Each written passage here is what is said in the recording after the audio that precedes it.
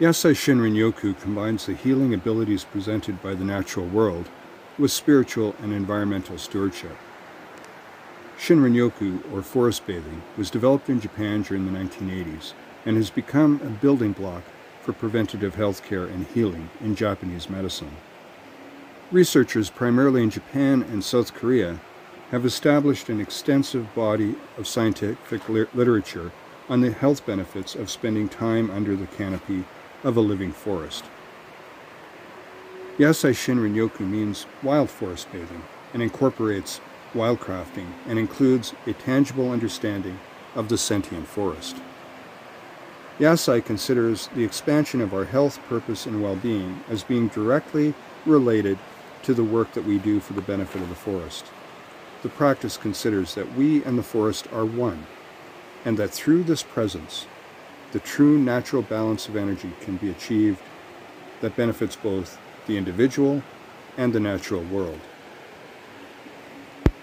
If we invest in the health and the growth of the forest, then the forest will invest in us.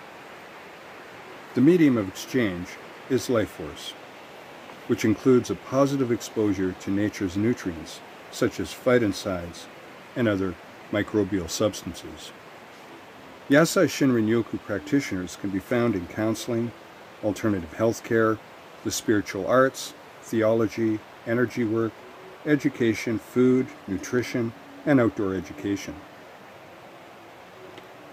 Here at the Wildcraft Forest School, we have created teachings which are intended to strengthen the work that is required as humanity and this planet, Gaia, transitions into the future. Our work is influenced by our Wildcrafters' promise. The school teaches a different kind of leadership, one that encourages wild mindfulness and the delivery of stewardship methods, which engages an audience by exploring nature up close and then traveling them deep into ecosystems.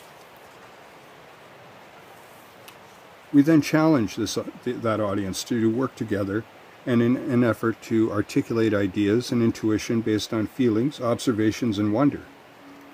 They are then encouraged to place all that they have discovered into what we call the 6 pillars of wild intention, which consists of stewardship, sentience, spirit, science, semiotics, and sanctuary. These 6 pillars then support a presence and a connection within what we describe as a sanctuary forest, which then provides a platform by which we become responsible for ourselves, others, planet Earth, and all her beings.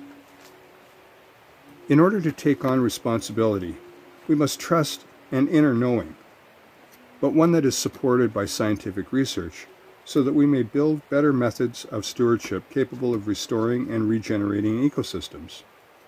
We must also address the unknowns locked inside of shadow biodiversity, so that we may lessen the human impacts linked to the laws of unintended consequences. Wildcrafting is about the practical application of mindfulness, and it is pragmatic and is very much story-based and place-based. We immerse ourselves into nature and become the observer and then the storyteller. We seek to imagine what the relationships might be within the natural world based on feelings about the interwoven experiences that nature offers. We are spiritual yet scientific in our quest to understand the wild. And we seek to represent that precious middle ground as we work with both spiritual and scientific communities. Within this effort, we foster both a pluralistic and holistic approach towards understanding species and ecosystems and the sentience that runs through it all. If we invest in the health and the growth of the forest, then the forest will invest in us. The medium of exchange is life force. When we consume nature without regard for it, we are not realizing the full potential that nature can provide for us. But when we create a relationship with the natural world, we will achieve the ultimate in health and spiritual benefits. But like all relationships, this means giving, receiving, and respect. Our practice involves a foundation belief and understanding that the natural world is sentient. So therefore, a forest requires the same approach to a relationship that a human relationship would require. So traditionally, when we dwell in the forest, we tend to have a purpose that involves some sort of consumption. Perhaps we were gathering wood or logging or gathering mushrooms, or perhaps we were even gathering energy and beauty. As consumers, we quite naturally become enveloped with self-interest without considering the whole interest. When we consider the whole interest of the natural world, we must consider aspects of procreation, which is a species' ability to regenerate and exist in a wild space in perpetuity. By creating a mission to ensure that this happens, a human being would engage in becoming a steward of that place, and for the living beings that need to be supported as part of it. This requires that we place the interests of other species ahead of our own interests, which then becomes a relationship. When we invest energy into the regeneration of a wild space, then that wild space understands that we are beneficial to its health and existence. So in exchange, it invests in us. This is at the core of the teachings presented by the Wildcraft Forest School, that we as humans exist, or should exist, within a wild and sentient relationship with nature.